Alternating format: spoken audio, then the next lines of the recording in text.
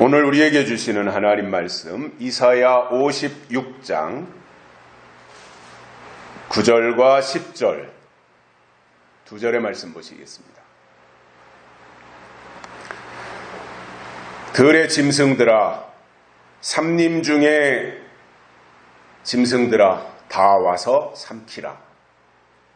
그 파수꾼들은 소경이요, 다 무지하며 벙어리 개라. 능히 짖지 못하며 다 꿈꾸는 자요, 누운 자요, 잠자기를 좋아하는 자니. 아멘. 한 주간 동안도 잘 지내셨습니까? 아침에는 날씨가 흐려서 비가 올 것 같더니 이제 날씨가 활짝해서 환해졌습니다. 오늘도 하나님이 우리에게 주시는 특별한 은혜가 있고 우리가 남다른 하나님이 주시는 거룩한 깨달음의 시간이 됐으면 좋겠습니다. 4년마다 지구촌 대축제가 올림픽이라고 하는 이름으로 열리는데, 그때가 되면 온 세계가 다 축제 분위기에 접어들고 또 4년 동안 갈고 닦은 선수들의 실력을 유감없이 발휘하는 무대가 되기도 합니다. 종목별로 여러 가지 경기가 진행이 되는데, 그 중에는 축구나 야구나 배구나 이런 것처럼 사람들에게 굉장히 관심과 인기를 끄는 종목도 있지만, 그러나 별로 이렇게 비인기 종목이면서도 사람들이 뭔가 손에 땀을 쥐고 관람을 하는, 그리고 고도의 기술을 요하는 분야가 도마, 마루, 안마, 철봉, 다이빙, 이런 종목이 있습니다. 근데 그런 종목은 굉장히 난이도가 중요합니다. 그래서 출전한 선수들은 다른 사람들이 다 하는 기술을 발휘한다면 점수가 낮습니다. 남들이 하는 기술, 평범한 기술, 그것을 똑같이 한다면 좋은 점수를 받을 수가 없습니다.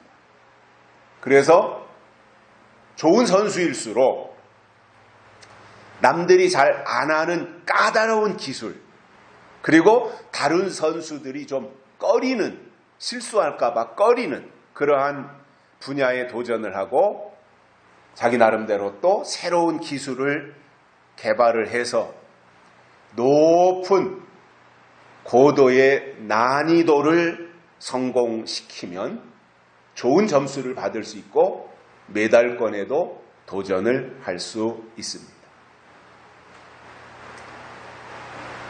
신앙도 다른 사람들이 다 하는 평범한 것,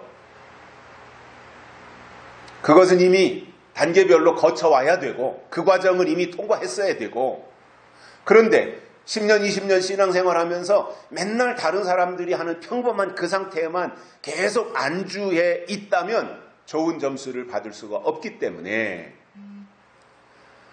성경에서 벗어나지 않는 범위 내에서 신앙의 난이도가 높은 부분에 도전을 하면 하나님이 기뻐하시고 잘했다고 칭찬을 받을 수 있습니다.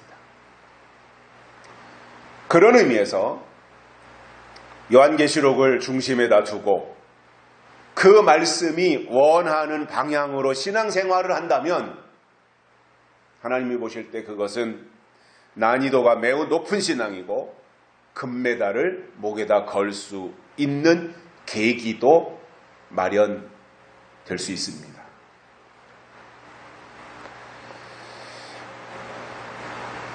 그래서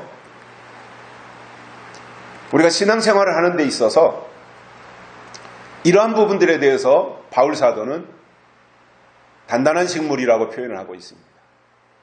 제가 올림픽 경기를 견주해서 난이도라고 하는 표현을 썼지만 성경에서는 단단한 식물이라고 하는 말씀을 해주고 있더라는 거예요.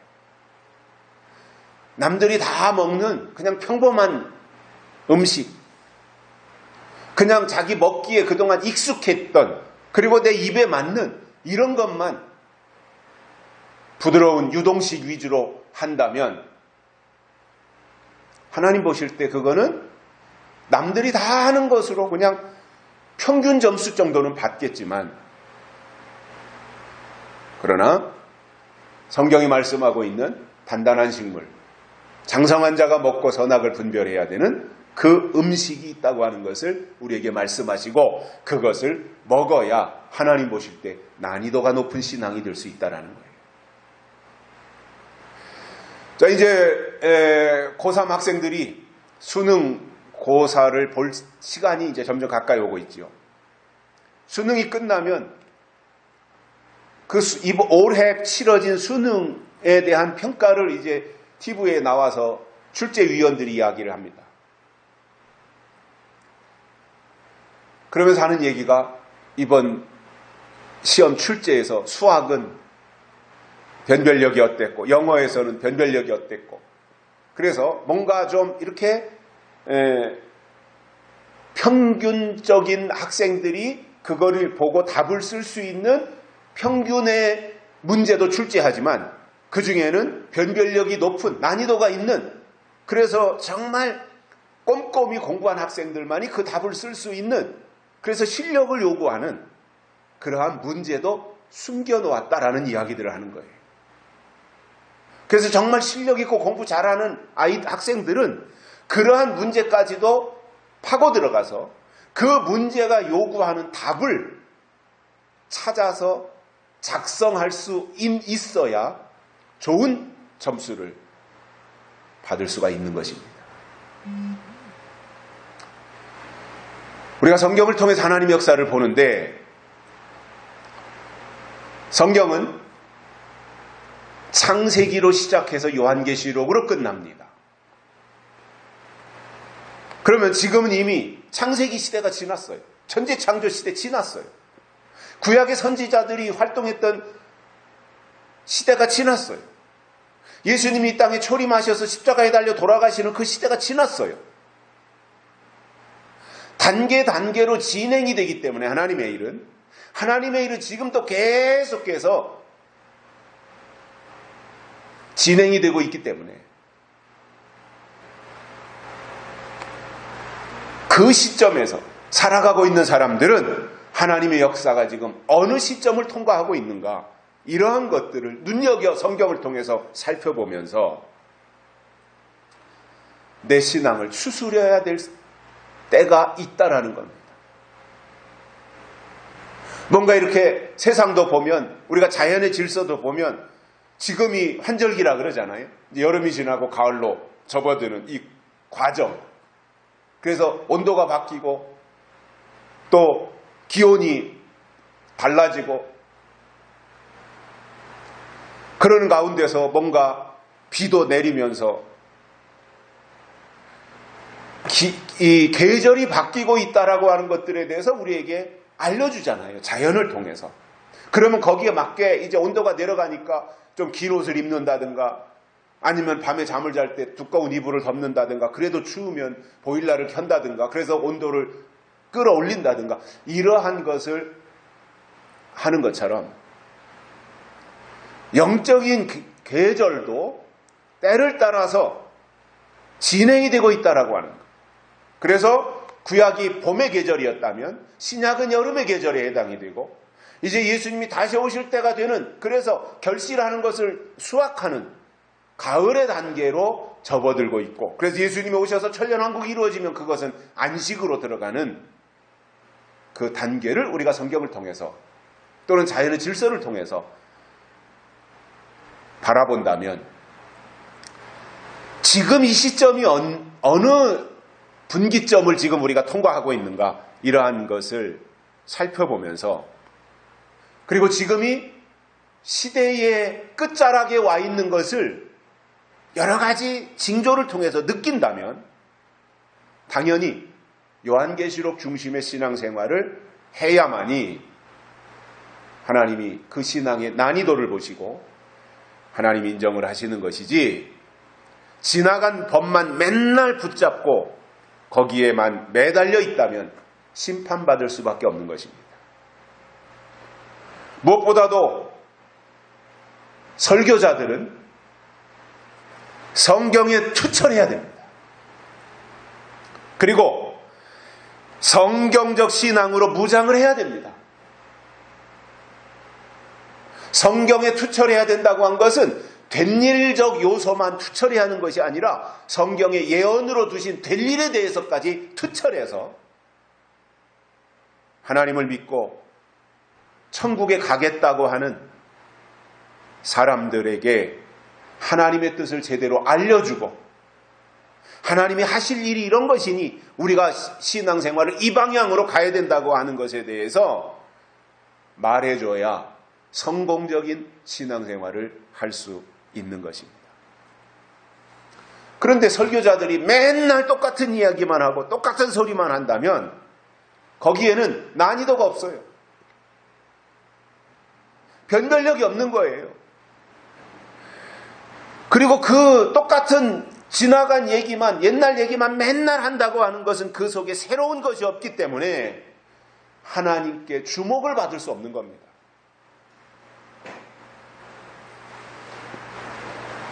이사야 선지자는 오늘 말씀에서 파수꾼으로 설명한 지도자들의 부패를 책망하시는 거예요. 파수꾼은 경계하면서 지키는 일을 하는 사람이라는 뜻입니다. 경계하는 사람이에요. 경비병이에요. 그리고 지키는 거예요. 그런데 오늘 본문을 시작하면서 9절에서 이렇게 말씀하고 있습니다. 들의 짐승들아, 삼림 중의 짐승들아, 다 와서 삼키라. 하나님이 이사야를 통해서 지금 이스라엘 백성들에게 이렇게 말씀하시는 거예요. 짐승들아 와라, 다 내려와라. 산림에 있지 말고 산속에 있지 말고 다 와라. 이 백성들을 다 삼켜버려라. 오죽하면 하나님이 이렇게 말씀하시겠습니까? 너희들 맘대로 해라. 사나운 짐승들, 호랑이냐 사자냐 이런 것들을 향해서 말씀을 하신 것인데 하나님께서 이렇게 말씀하신 이유에 대해서 10절에서 설명하는 내용이 오늘 본문에 나오는 거예요.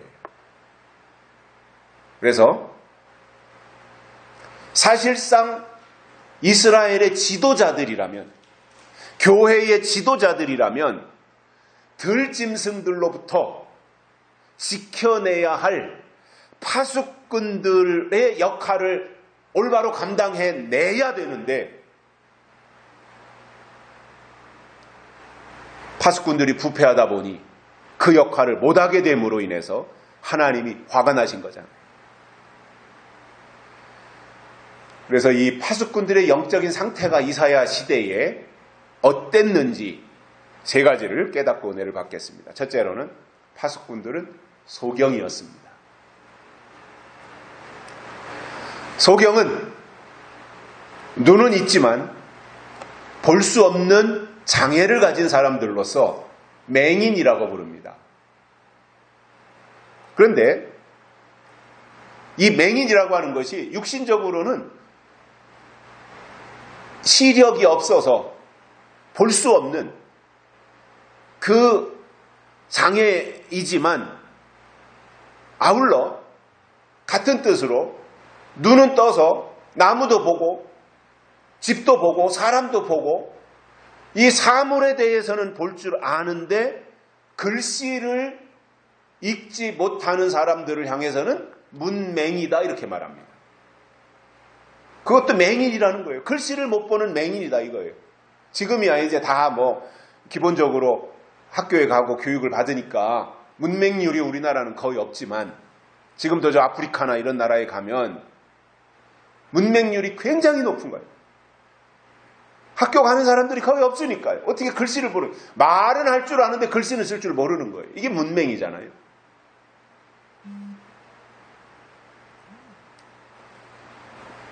마찬가지로 다가오는 위험을 보지 못한다면, 위험이 다가오고 있는데 그 위험을 미리 예측하지 못한다면 그것 또한 문맹이고요. 맹인이고요.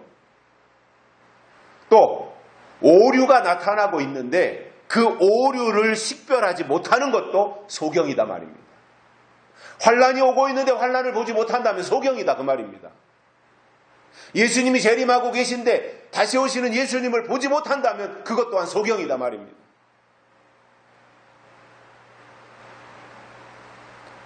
여러분, 파수꾼들이 눈먼 소경이라면 어떻게 경계 근무를 설 수 있겠어요?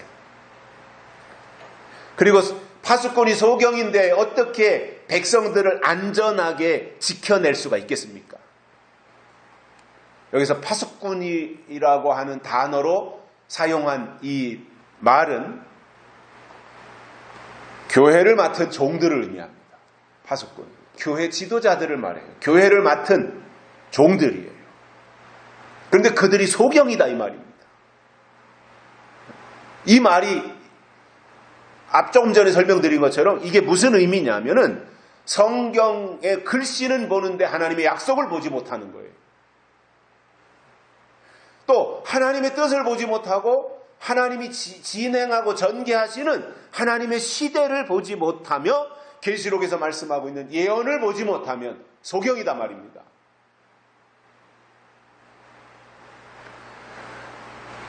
파수꾼들은 키가 크든 키가 작든 뚱뚱하든 날씬하든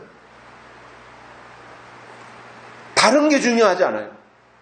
파수꾼의 역할에 있어서 첫 번째 직무는 적을 잘 감시하고 적을 식별하면서 그리고 적의 움직임에 대해서 잘 파악해서 자기 쪽 사람들에게 정확한 정보를 전달해 줘야 되는 것이 파수꾼입니다. 만약에 적이 쳐들어오고 있는데 보초가 파수꾼이 잠들어 있다고 생각해 보십시오. 그 파수꾼이 있으나 마나잖아요. 뭔가 적군이 다가오는 것에 대해서 파수꾼이 미리 감지를 하고 알려줘야 될 거 아닙니까? 그런데 파수꾼이 잠들어 있다면 적을 식별하지 못하기 때문에 자기 진영에게 적에 대한 소식을 알리지 못하고 그 결과는 다 패망하고 마는 거예요. 파수꾼이 그래서 중요한 거예요.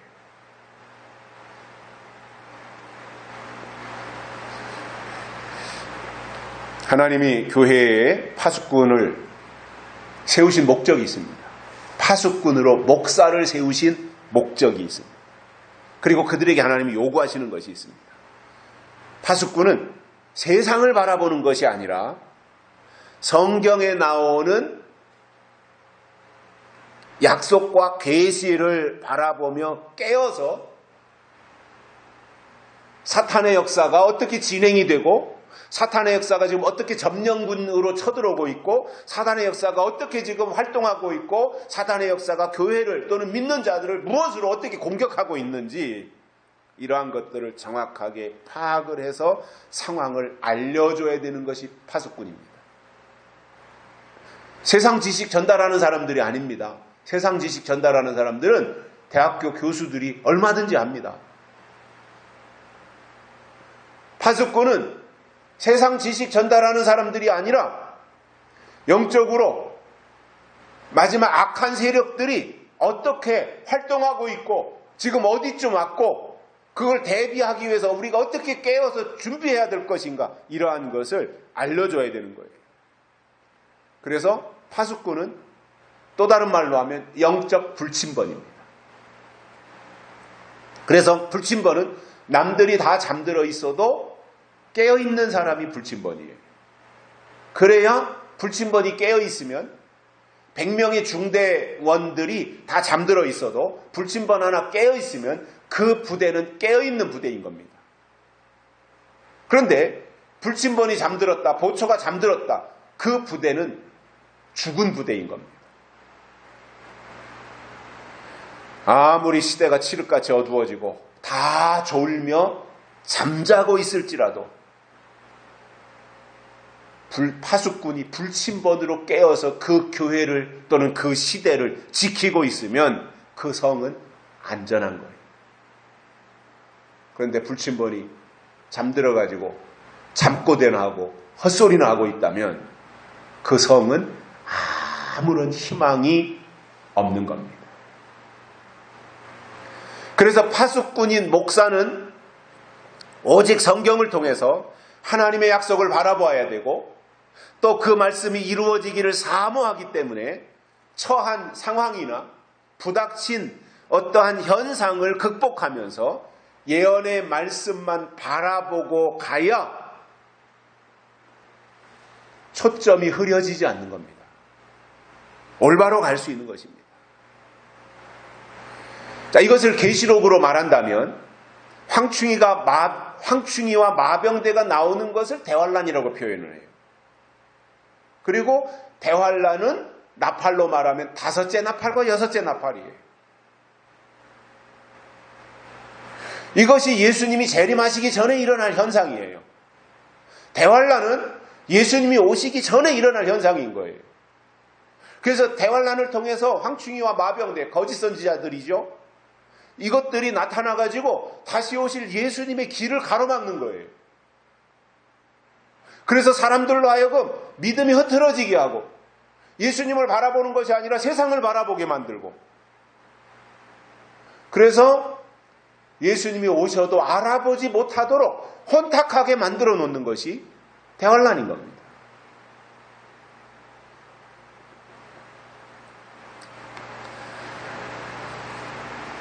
그래서 설교자라면 이러한 대환란이 다가오는 그 시점에서 영적으로 깨어 있어야 되고 그래서 다가오고 있는 환란에 대해서 정확한 정보를 전달해 줘야 되는 거예요.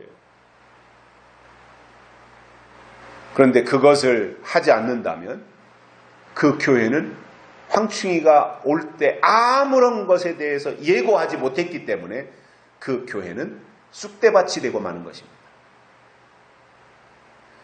요한계시록 3장에 보면은 요한 사도가 라오디게아 교회를 향해서 안약을 사서 눈에 발라 보게 하라 이렇게 말씀한 것이 나옵니다. 나는 부자요 부요하여 부족함이 없다 이렇게 자랑을 했지만 그거에 대해서 아니다. 너는 지금 눈이 멀었다. 그러니 안약을 사서 눈에다가 발라서 보는 것이 급선무이다. 이 말씀을 해준 겁니다.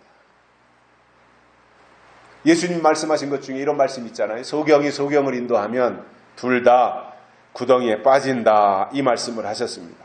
소경이 소경을 인도할 수 있습니까? 육적으로는 불가능하죠. 그죠? 가끔 길을 가다 보면 하얀 지팡이 들고 이제 이렇게 더듬덕거리면서 맹인이 혼자 가는 경우도 있지만 어떤 경우에는 그의 부인인지 그의 자식인지 지팡이 앞끝을 잡고 가면 이제 따라가는 이 경우들도 봅니다.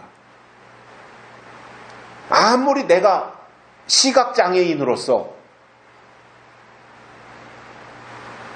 볼 수 없는 사람이지만 나를 데리고 가는 사람이 소경이라면 따라가는 소경이 앞서가는 그 소경을 쫓아가겠습니까? 나는 소경이지만 나를 데리고 가는 앞선 저 사람은 눈을 뜬 정상적인 사람이 제대로 볼 것을 보고 가야 내가 안심하고 갈 수 있는 것이지 않아요. 예수님이 그 말씀을 하신 거예요.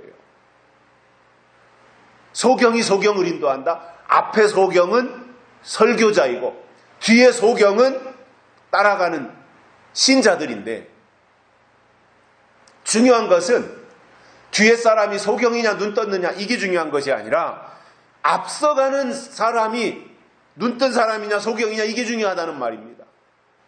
그래서 뒤따라가는 사람은 나를 데리고 가는 그 사람이 눈을 뜬 사람이냐 눈을 감은 사람이냐 이것만 분별하면 되는 거예요.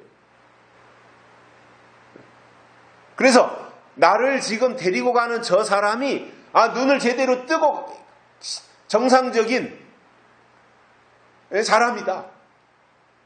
정상적인 시력을 가진 사람이다. 그러면 그는 안심할 수 있잖아요. 목적지까지 무사히 가겠구나. 저분이 나를 무사히 데리고 가겠구나. 그런데 따라가는 입장에서 나를 데리고 가는, 안내하는 사람이 눈을 제대로 뜬 사람인 줄 알고 따라갔는데, 다른 사람이 더듬덕거리면서 갔는데, 다른 사람이 하는 말이, 아니, 당신을 데리고 가는 앞서가는 저 양반이 보니까 저분도 장님인데요? 그러면 따라가는 사람이 그때부터 얼마나 불안하겠습니까? 그리고 뭐 안 따라가겠다 그러고, 다른 사람으로 교체해달라 그러고, 그렇게 하지 않겠어요, 요구를.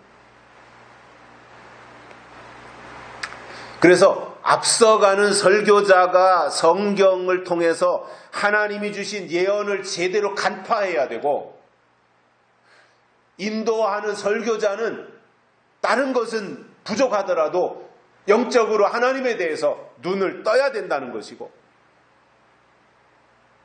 그래야 뒤따라가는 성도들에게 피해가 생기지 않지만, 인도자가 소경이면 둘 다 구덩이, 즉 대환란에 들어가게 된다, 그 말인 겁니다.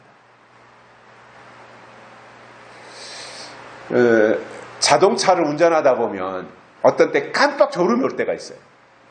아찔하죠, 그 순간. 한 번은 운전하면서 고속도로를 이렇게 가고 있는데, 좀 몇 달 전인 것 같아요. 좀 이게 나이가 먹으니까 말이죠, 이게 숙면이 잘 안 되는 거예요. 이게 호르몬 변화에 의해서. 그리고 긴 잠도 안 되고.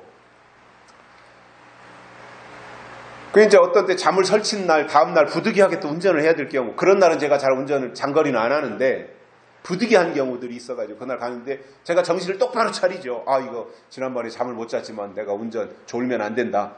이렇게 생각을 하고 가는데, 내가 분명히 눈을 떴는데, 갑자기 몽롱해지면서 운전대를 잡고 있는 오른손이 뚝 떨어지는 거예요. 그러니까 휘청할 거 아니에요, 차가. 깜짝 놀랐죠. 그래서 이거 안 되겠다. 내가 정신 차려 창문 열어놓고 막 환기하면서 이렇게 무사히 갔던 적이 있는데, 운전하는 사람이 졸고 있다. 그러면은 큰일 나잖아요. 한 번은 대전에 문상 갈 일이 있어가지고 친구 차를 같이 타고 갔어요. 저는 이제 옆자리에 앉았고 친구가 운전하고 가는데, 이 친구가 당진 대전 고속도로를 가면서 중간쯤 갔을 때 터널 앞에서 졸은 거예요. 그러니까 저는 옆에서 얘기하는데 얘기가 없어요. 반응이 있어야 되는데, 보니까 졸았는데 그 순간에 깜빡하면서 차가 이제 1차선으로 가다가 2차선으로 확 가가지고, 그 앞에 터널이었는데 잘못하면 터널 벽에다 들이받을 뻔했어요. 이 친구도 얼마나 놀랬고 저도 깜짝 놀랐는데,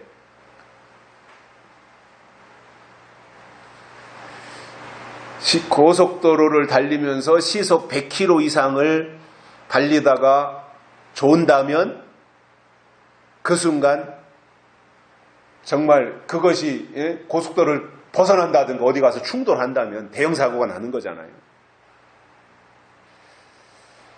가끔씩 저는 이런 생각을 해봅니다. 고속버스가 이제 손님들을 태우고 서산에서 출발하고 뭐 대전에서 출발하고 부산에서 출발하고 서울을 향해서 가잖아요. 고속버스가 교회이고 그 버스를 운전하는 운전사가 목사라면, 그가 잡고 있는 지금 운전대에 버스에 타고 있는 사람들의 운명이 달려있는 거예요. 그 운전사가 임무를 다 완수하고 무사히 목적지에 도착한다면 그 버스에 타고 있던 분들이 내리면서 운전기사분을 향해서 수고하셨습니다, 고맙습니다 이렇게 인사를 하면서 내리겠지요. 근데 만약에 그 운전사가 고속도로를 질주하다가 졸아서 낭떠러지로 굴렀다고 생각해 보십시오. 그 버스가. 그것은 타고 있는 손님의 입장에서 내 의사하고는 전혀 상관이 없어요. 내가 가다가 뭐 굴르라고 그랬습니까? 나는 안전하게 갈 줄 알고 버스 요금을 내고 탄 것뿐이고, 그 버스를 타면 목적지에 무사히 가는 줄 알고 그 버스를 탔는데, 운전자의 과실로 인해서 그 차가 굴렀다라고 하면 최하 중상을 입던가 아니면 사망할 수도 있는 거예요. 내가 나를 자해한 게 아니잖아요. 버스 기사가 잘못해서 그 차가 뒤집어진다면 버스 기사 한 사람의 문제가 되는 것이 아니라 그 버스에 타고 있던 사람들 전부가 다 엄청난 피해와 손실을 본다는 거잖아요. 그러니까 나는 목적지로 가는 줄 알고 그 버스를 탔는데 그만 기사의 과실에 의해서 목적지로 가는 것이 아니라 자칫 잘못하면 중환자실로 가거나 아니면 장례식장으로 갈 수 있는 거잖아요.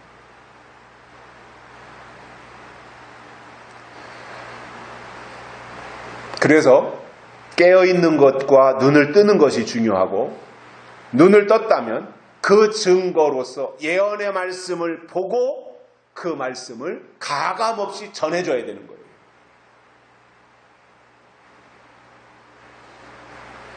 하나님은 우리가 눈을 뜨기를 원하십니다. 영의 눈을 뜨기를 원하십니다. 그래서 하나님의 약속을 보기를 원하시는 겁니다. 성경에도 보면은 눈을 뜨는 일들이 여러 곳에서 나타나고 있습니다. 누가복음 24장에서 보면은 부활하신 예수님이 떡을 가지고 축사하시고 이제 제자들에게 나누어 주실 때 제자들이 눈이 밝아져서 예수님을 알아보는 단계를 경험합니다. 이것은 십자가 사건 이후의 내용이에요. 십자가 사건 전에는 물론 예수님하고 같이 다니고 모병여의 사건도 다 경험했던 사람들이에요. 그런데 지금 여기서 제가 누가복음 24장은 부활하신 예수님에 대한 내용이에요. 떡을 떼면서 떡을 떼어주실 때 그들의 눈이 밝아졌다. 이거. 그래서 예수님을 알아보았다는 거예요. 우리도 눈이 밝아지면 예수님이 보이게 되어 있습니다. 눈이 밝아지면 시대를 분별할 수 있게 되어 있습니다. 눈이 밝아지면, 눈이 열리면 성경이 보이게 되어 있습니다. 그래서 사도행전 9장에도 보면 사도 바울의 눈에서 비늘이 떨어져서 새로운 사람으로 완전히 돌변하는 이 모습들을 설명하고 있잖아요. 다메섹 도상에 예수 핍박하던 사울이 예수 믿는 사람들을 다 잡기 위해서 뭔가 나름대로 이제 명분을 가지기 위하여 대제사장들을 만나러 가다가 다메섹에서 고꾸라진 거거든요. 그리고는 그가 눈이 멀었어요. 3일 동안이나. 그래 멀쩡하던 사울의 입장에서 갑자기 눈이 멀고 그리고 자기가 들은 음성이 사울아 사울아 누구십니까? 나는 네가 핍박하는 예수다. 이 말이 사울의 머리통을 친 겁니다. 왜냐하면 자기는 그동안 율법에 충실하면서 구약에서 말씀하고 있는 여호와 하나님에게 충실한 것이 하나님에게 최선을 다하는 것이다 이렇게 생각하고 그 일에 앞장섰었는데 나는 네가 핍박하는 예수다. 내가 그러면 예수님을 핍박한 사람이다. 내가 하나님을 핍박한 사람이 됐다라고 하는 이것으로 인해서 머릿속이 얼마나 복잡했겠습니까? 게다가 눈도 멀었지요. 그러니까 이게 뭔가 사람이 그렇잖아요. 고정관념으로 가지고 있었던 어떤 사고의 틀이라는 게 있잖아요. 내 생각 속에. 사람은 고정관념이 생기게 돼 있어요. 어떤 분야에서든지. 그러니까 바울의 입장에서도 가지고 있던 어떤 율법적 고정관념이 딱 자리 잡고 있었고 그것을 지키는 것이 하나님의 사람이 할 일이라고 생각하고 있었는데 나는 네가 핍박하는 예수다라는 이 말에 이제 머릿속이 바뀌어야 돼요. 이 머리 구조가 바뀌어야 되는 거잖아요. 그런데 그게 한 방에 되는 게 아니잖아요. 그러니까 얼마나 그 속에서 갈등이 일어났겠어요. 이러한 과정을 겪으면서 고민하고 뭔가 이렇게 막 복잡한 머릿속에서 정리되지 아니하는 그 생각들. 그러면 내가 그동안에 할례주의자였고 바리새인이었고 또 유대교였고 율법에 충실했던 그동안의 이 모든 것들을 이제 새로운 지식으로 바꿔야 된다고 하는 이 전환점에서 얼마나 큰 고민이 있었겠어요. 그 시간이 바울이 예수님을 만난 이후에 광야에서 있었던 그 짧은 시간에 산 경험이었던 거죠. 그러다가 아나니아라고 하는 사람을 통해서 사울에게 안수하니까 눈에서 비늘이 떨어지고 드디어 이제 그의 눈이 열려서 보게 되는. 그리고 나서 사울이 완전히 방향이 바뀌잖아요. 인생의 방향이 완전히 바뀌어져서 예수를 증거하는 일에 자신의 생명을 내던졌고 그의 영안이 열려서 율법 시대에서 은혜 시대로 바뀐 것을 보았으며 사울에서 바울로 이름도 바뀌는 실질적 체험을 했던 것입니다. 저는 지금도 마찬가지라고 생각합니다. 고정관념을 가지고 성경을 보면 옛날 것만 보여요. 지나간 것만 보여요. 과거 역사만 보이는 거예요. 왜 그렇습니까? 고정관념과 눈을 덮고 있는 비늘 때문에 그런 겁니다. 그런데 눈에서 비늘이 떨어져 나가면 그리고 사고의 틀을 깨고 어떤 고정관념 이것에서 벗어나서 새로운 하나님의 역사 속으로 들어가면 성경을 통해서 하나님이 하실 일이 보이고 환란이 보이며 천년왕국이 보이게 되어 있습니다. 저는 이것이 눈을 뜬 증거라고 생각을 해요. 환란이 무엇인지 보여야 되고요. 하나님이 하실 일이 무엇인지 보여야 되고요. 천년왕국이 보여야 되는 거예요.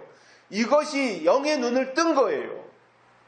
그런데 지나간 일은 열심히 말하는데 다가올 환란에 대해서 함구한 채 아예 그냥 입에다가 무슨 단추를 달았는지 자크를 달았는지 한마디도 대환란에 대해서는 말하지 아니하고 천년왕국에 대해서는 말하지 아니하고 예수님의 재림에 대해서는 구체적으로 말하지 아니하고 지나간 것에 대해서만 말한다. 이것은 그가 영적 소경이라는 이야기입니다. 두 번째로는 파수꾼들은 무지했습니다. 성경이 말씀하는 때와 법에 대해서 아는 것이 없으니까 엉뚱한 말만 하는 거예요. 뭔가 시간은 때워야 될 거 아니에요. 말은 해야 될 거 아니에요. 모인 사람들에게 뭔가 얘기를 해줘야 될 거 아니에요. 그 자리에 섰으니까. 설교라고 하는 자리에 섰으니까. 여러분, 하나님이 정말 세운 파수꾼이라면 그 증거로 때에 대해서 말하고 그리고 하나님의 법이 어떻게 지금 진행이 되고 전개되고 있는가에 대해서 설명하게 되어 있습니다. 그래서 목회자는, 파수꾼은 하나님에 대해서만큼은 유식해야 됩니다. 그리고 성경을 통해서 하나님의 뜻을 잘 알아야 되는데 무지하다면 문제가 심각해지는 거예요. 저는 마지막 때 파수꾼이라면 당연히 성경 전체를 꿰뚫어야 된다고 생각합니다. 그러나 다른 성경 부분에 대해서는 좀 부족하고 모자라더라도 핵심인 요한계시록만큼은 통달해서 그 속에 담겨있는 하나님의 뜻을 발견하고 그것을 전파하는 것이 이 시대의 파수꾼 설교자들의 가장 큰 일이라고 생각합니다. 목회자들이 착각하는 것이 한 가지 있습니다. 그가 주의 종이다라고 하는 이 사실을 망각하고 자기가 지금 특별해서 많은 사람들이 자기를 따르고 떠받들고 있다라고 생각하는데 이것은 무지하기 때문인 그런 것입니다. 목회자는 저는 이렇게 생각을 합니다.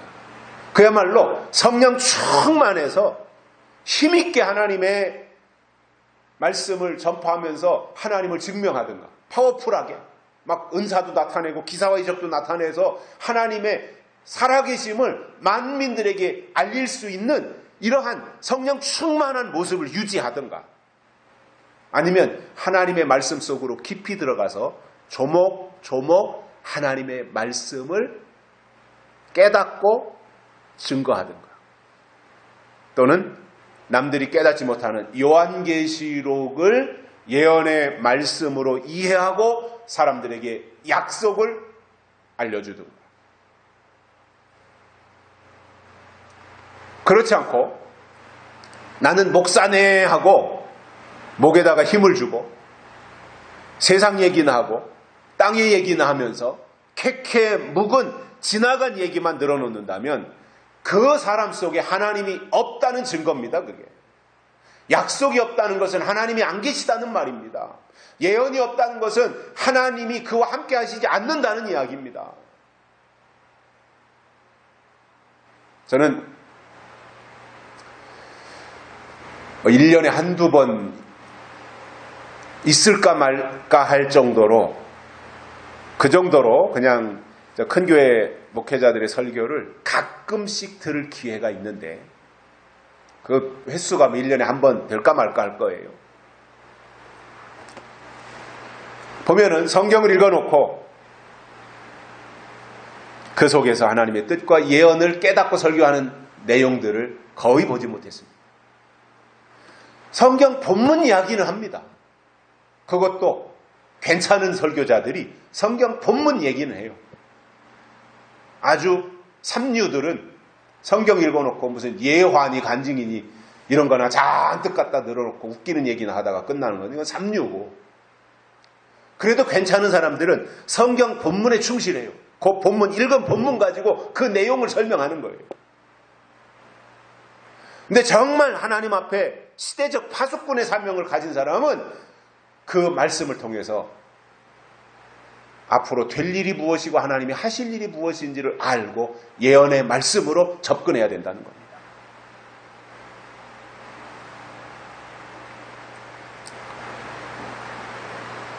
호세아 4장 6절에 이런 말씀이 있습니다. 내 백성이 지식이 없어 망하는도다, 이렇게 말씀하셨어요. 왜 망하느냐? 뭔가 잘못해서 망하는 것이 아니라, 게을러서 망하는 것이 아니라 지식이 없어 망한다 이거예요.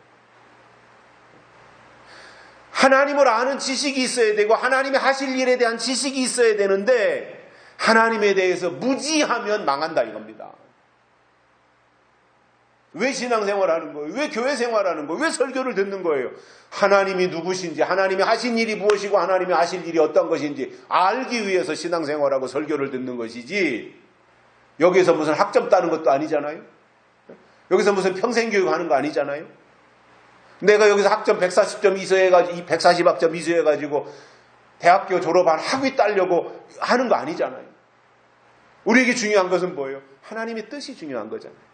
하나님이 하실 일이 무엇인가를 아는 이것이 중요하단 말입니다. 이것을 위해서 우리가 시간을 들이고 물질을 들이면서 신앙생활을 하고 있는 거잖아요.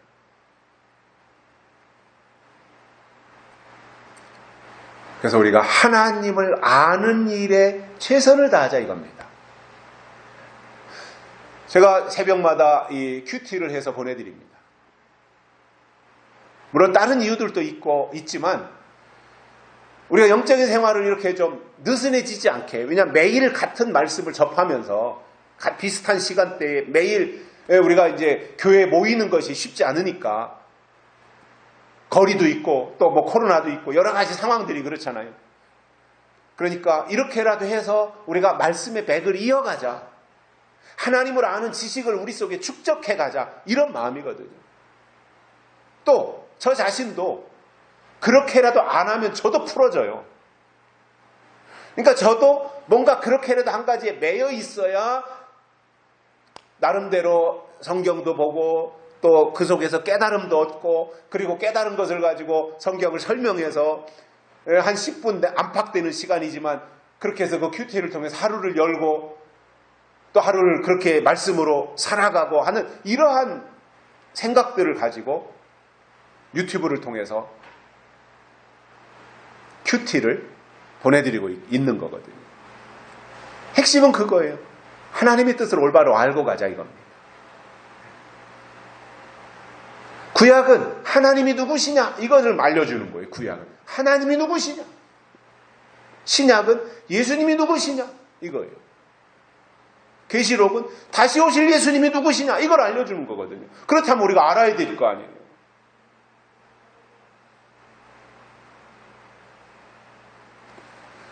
우리가 신앙생활의 연조가 쌓여가고 교회 생활에 익숙해지고 교회를 통해서 주일날마다 1년이면 52주잖아요. 주일날만 해도 찬양 예배, 수요 예배, 새벽 예배 나온다면 수도 없잖아요.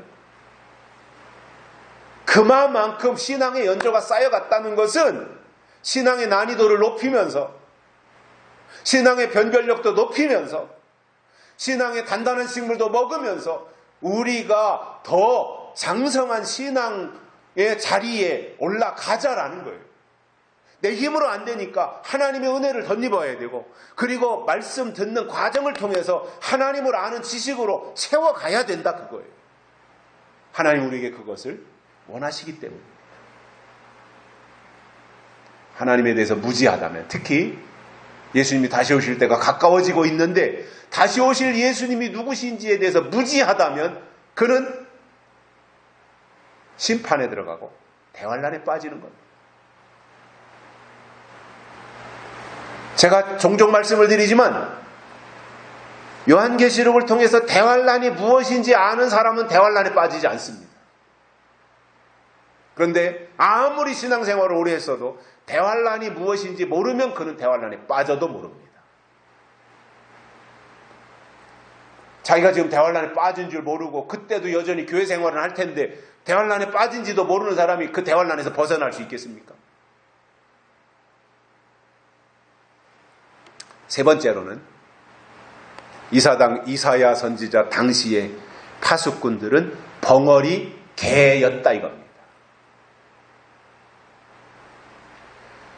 개의 사명은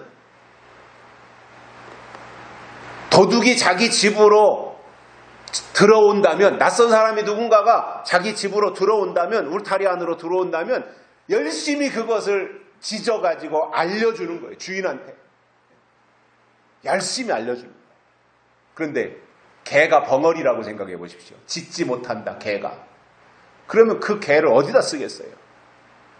개의 사명은 도둑을 지키고 그리고 낯선 사람이 오면은 사력을 다해서 막 그냥 죽일 듯이 이빨을 드러내면서 막 멍멍대고 짖잖아요.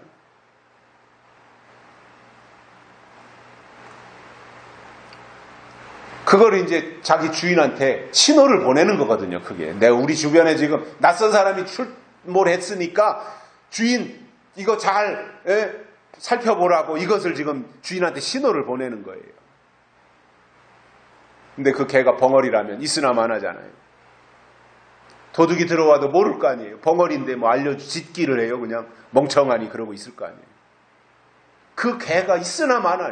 개는 짖어서 알려줘야 되는데 벙어리니까 그 개는 짖지 못하고 있으니 있으나 마나라는. 성경에 보면 벙어리 개의 특징에 대해서 이렇게 설명합니다.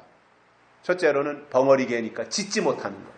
두 번째로는 꿈꾸는 자라 그랬어요. 헛된 꿈을 꾸는 거예요. 하나님의 꿈을 꾸는 것이 아니라 헛된 꿈을 꾸는 자예요. 세 번째로는 누워있는 자라고 그랬어요. 누워있어요. 맨날 누워있어요. 네 번째로는 잠자기를 좋아한다 이겁니다. 영적 잠에 취해 있다 이거죠. 그러니까 때를 분별하겠습니까? 깨어있어야 때도 분별하는 건데. 여기서도 개는 설교자들을 의미합니다. 그래서 설교자는 성도들에게 때를 알려주고 짐승이 나타나는 환란이 다가오는 것에 대해서 알려야 할 책임이 개에게 있는 거예요. 파수꾼에게 있다 그 말이에요. 무엇보다도 예수님이 재림하시기 직전에 있을 거짓 선지자가 영혼 사냥꾼으로 나타나고 영혼을 사기치는 영혼 사기꾼으로 이렇게 등장하는 것에 대해서 적극적으로 알려야 되고 또 예수님이 재림하실 때가 가까이 오고 있다면 그것에 대해서도 정확하게 알려줘야 돼요. 그래서 파수꾼은 높은 망 위에 올라가야 됩니다. 높이 올라가야 되잖아요. 그리고 거기 올라가서 졸지 말고 주변을 잘 꼼꼼하게 살펴야 돼요. 이게 파수꾼이에요. 다시 말하면 파수꾼 설교자들은 높은 차원으로 올라가라 그 말이에요. 영적인 높이가 있어야 된다 그 말이에요. 그런데 말로는 목회자라고 하면서 영적 차원은 저 밑바닥에서 올라갈 생각지도 안 하고 다른 사람들보다도 더 저 밑창 시궁창에 처박혀 있는 그러한 상태로 있으면서 땅의 것에 대해서만 말한다면 그는 파수꾼이 아니라는 말입니다. 짓지 못하는 개에 불과하다는 것입니다. 여러분, 목회자들에게 있어서 가장 중요한 것은 영적 높이입니다. 사람들은 교회를 잘 짓고 인테리어를 예쁘게 하고 좋은 성가대나 그리고 오케스트라를 놓고 거기서 찬양을 하고 그러면 이 교회는 수준이 있는 교회네 이렇게 말할 것입니다. 사람들은. 그러나 하나님은 뭐 그런 것들이 잘 갖춰진다면 좋겠지만 하나님은 그게 중요한 것이 아니거든요. 하나님은 그 교회가 영적 높이가 어느 정도냐, 영적 수준을 어느 정도 갖추고 있느냐, 그것을 보고 평가하시는 거예요. 높이 나는 새가 멀리 보듯이 영적으로 높이 올라가야 멀리 보고 이러한 파수꾼들은 해야 될 일이 있어요. 그것이 뭐냐면 하나는 거짓 선지자가 오는 것에 대해서 나팔을 불어서 알려야 됩니다. 높이 안 올라갔는데 거짓 선지자 오는 게 보여요? 도둑이 오는 게 보여요? 적군이 쳐들어오는 게 보여요? 높이 올라가 있으면 보이게 되어 있어요. 움직임이 다 보이게 되어 있어요. 위장을 했어도 멀리 망원경을 가지고 딱 이렇게 살펴보면 볼 수 있습니다. 그래서 거짓 선지자가 오는 것에 대해서 나팔을 적극적으로 불어서 알려주라. 또 하나는 예수님이 오시는 것에 대해서 언제, 어디로, 어떻게 오시는지에 대해서 이 두 가지를 갖춰야 파수꾼이라고 말할 수 있는 것입니다. 바울의 표현대로 보면은 믿음은 들음에서 난다고 했으니까 들어야 될 것이 하나님의 말씀인데 들을 수 있도록 말하는 사람이 있어야 될 거 아니에요. 듣지 못하는데 어찌 믿으리요 그랬잖아요. 바울이 로마서에서. 외쳐주는 사람이 있어야 되고 말해주는 사람이 있어야 듣는데 말해야 될 위치에 있고 파수꾼이라고 하고 설교자라고 하는데 벙어리라서 때에 대해서 말하지 못하고 하나님의 법에 대해서 말하지 못한다면 그는 벙어리개에 불과하니 잡아먹는 거죠. 어디다 쓰겠어요?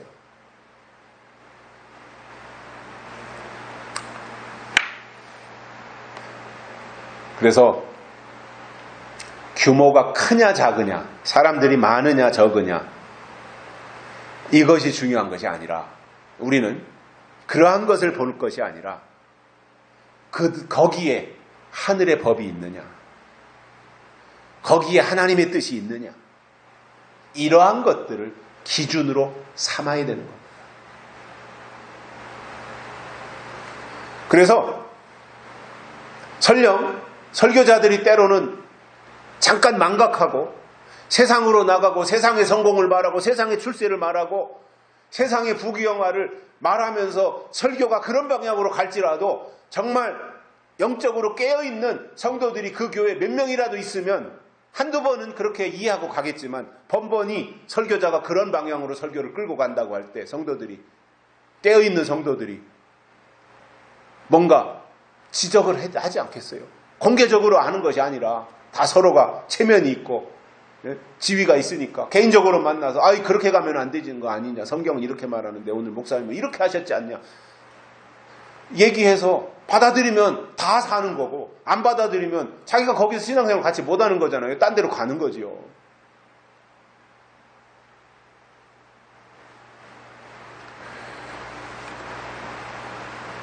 그래서 영적인 높이가 매우 중요합니다.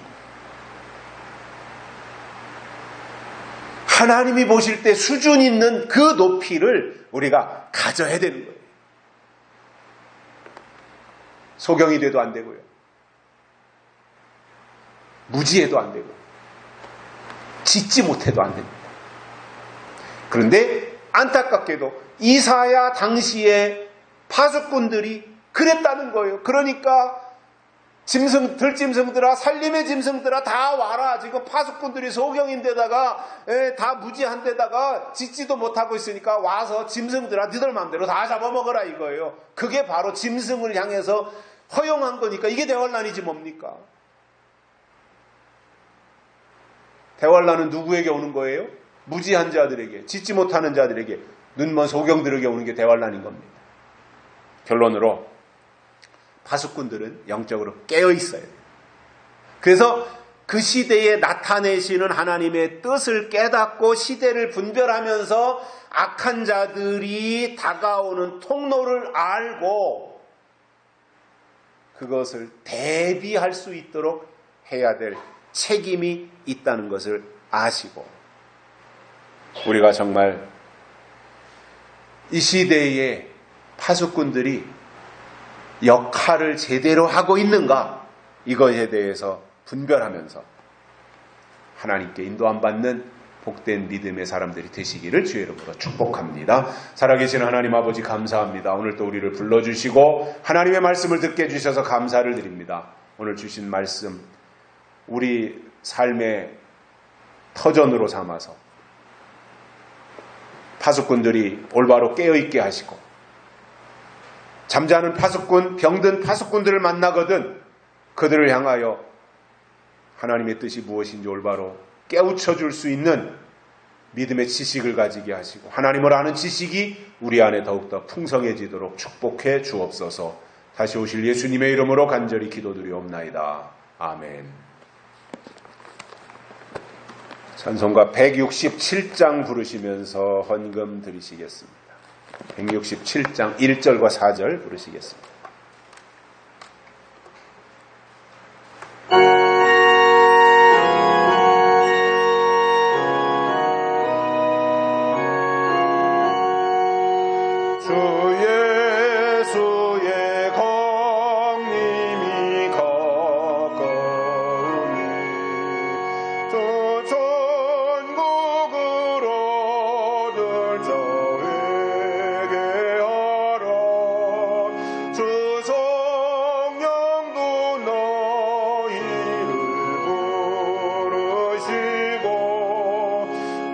천사도 나와서 영접하네.